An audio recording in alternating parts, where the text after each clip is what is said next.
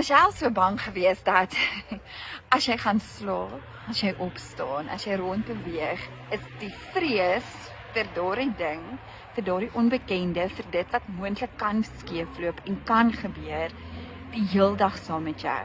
Die oomblik jy stil raak en net nog meer daaroor dink, is dit asof hierdie vrees groter raak en meer scenario's in jou kop skep. En voor jy jouself kan kry, is jy lam van vrees.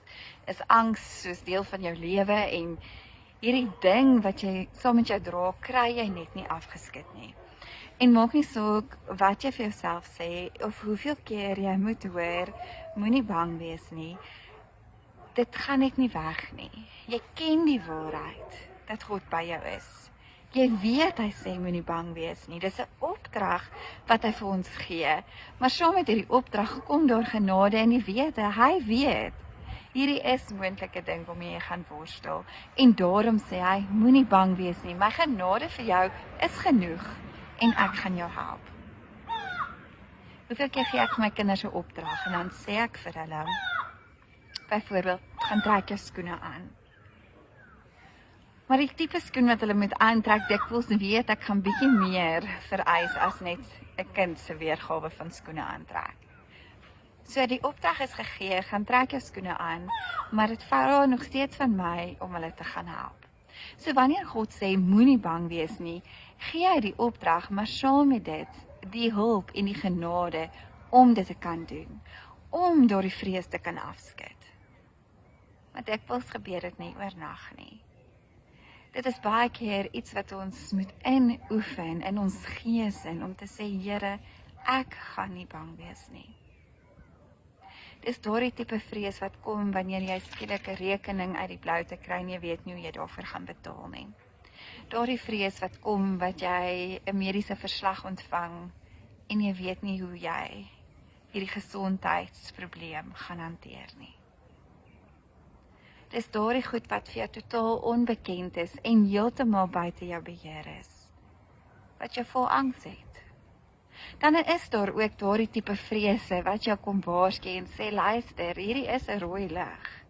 As hierdie vir jou nou vrees gee, doen iets hieraan, gee 'n strategie. Byvoorbeeld gaan ons nie net voor 'n kar gaan inloop nie. Dit moet ons, daardie waarskuwing vrees moet daar wees. Dis 'n meganisme wat ons beskerm. Maar vrees moenie deel wees van my storie nie. Vrees moenie saam met my gedra word soos 'n baadjie wat ek elke dag aantrek en aan my vaskleef en sonder dit kan ek nie meer lewe nie. En dan mis ek uit op 'n lewe van vryheid. Ek mis uit op dit wat God mee besig is. So wat doen jy op die oomblik aan jou vrees? So die vyand weet, jy is 'n kind van die Here. En sy strategie is om te kom vernietig en te kom steel. So hoe gaan hy kom steel by jou verhouding by die Here? Hoe gaan hy kan wegvat en wegkap dit wat tussen jou en die Here is en daardie verhouding kom inbraak maak? Hy kom deur dit vir jou ongemaklik te maak. Hy kom en hy wil vir jou 'n vrees kom skep, sodat jy nie meer ten volle funksioneel is in die koninkryk van God nie. Nou is daar iets wat jou hinder, iets wat jou pla. Dis soos 'n voet wat seer is. Skielik moet jy of mank loop totdat jou voet weer reg is, totdat jou voet weer beter voel. En vrees wil dit kom doen. Vrees wil kom steel, vrees wil jou kom laat mank loop in die koninkryk van God. So hoe lyk jou vrees op die oomblik? Ek wil jou ook daarmee saamvra, sal jy vriende wees met iemand wat jou konstant 'n leuen vertel, wat die heeltyd vir jou jok?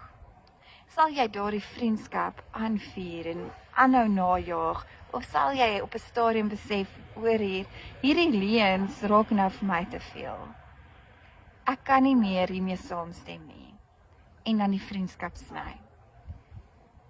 Dikwels maak ons vrees daardie vriend. Vrees vir die vriend wat ons aanhou leuns vertel en aanhou leuns vertel en ons begin saamstem met daardie leuen. Ja, dit is seker so. En ons kom in 'n vennootskap met vrees.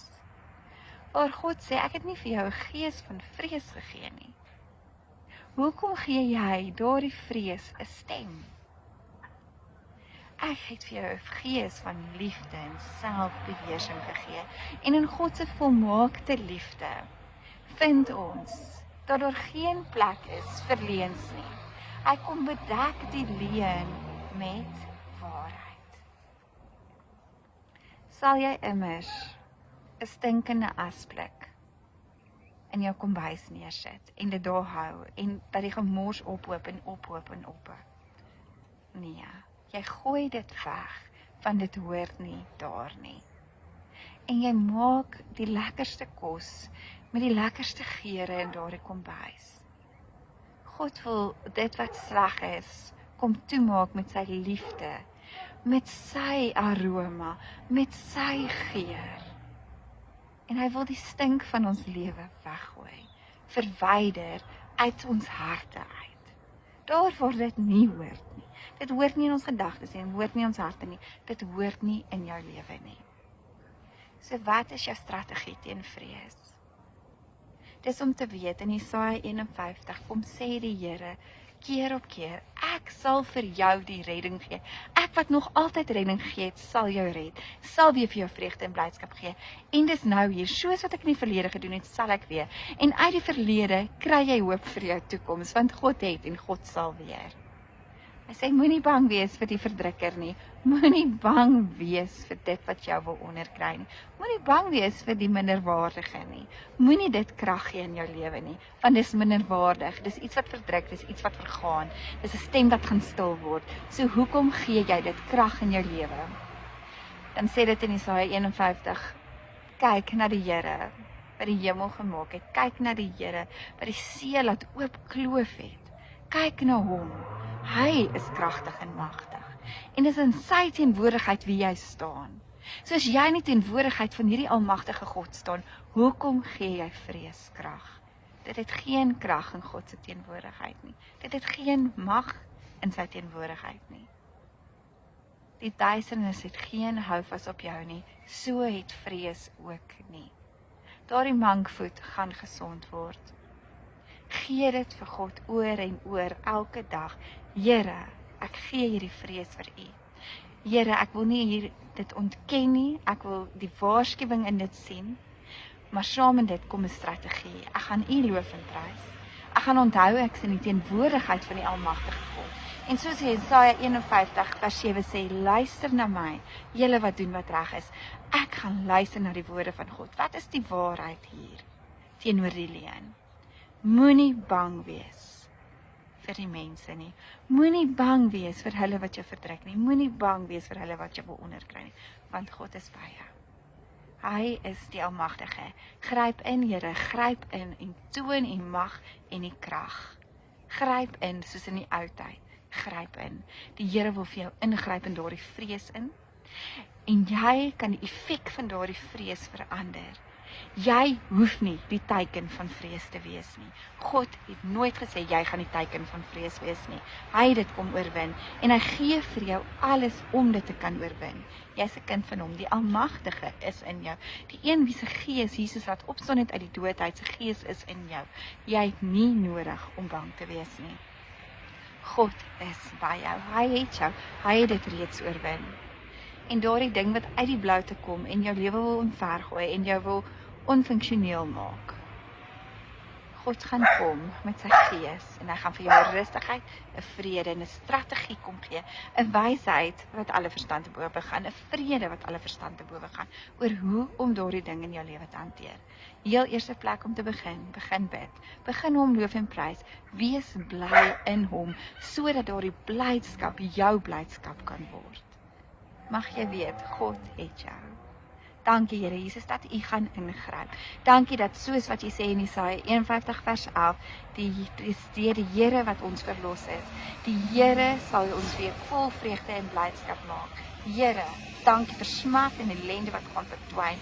Dankie dat U vrees se stem kom stil maak het reeds aan die kruis. En daarom sê ek nou vrees uit my lewe uit. In Jesus se naam. Amen.